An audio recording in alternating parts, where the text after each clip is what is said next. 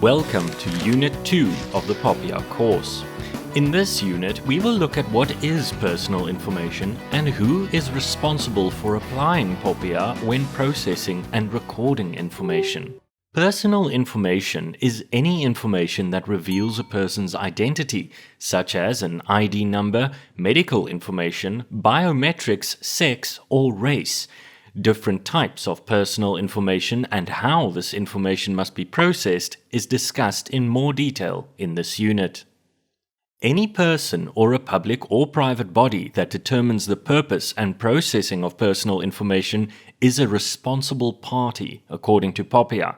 An organization can also outsource the processing of personal information to a third party called the operator. It is important to note that the responsibility to comply with POPIA cannot be outsourced. The responsible party must still ensure the outsourcing party complies with the data protection rules and security measures that must be set out within a written contract or agreement between the parties. In the next unit, we will discuss in depth how organizations can apply the 8 principles underlying POPIA.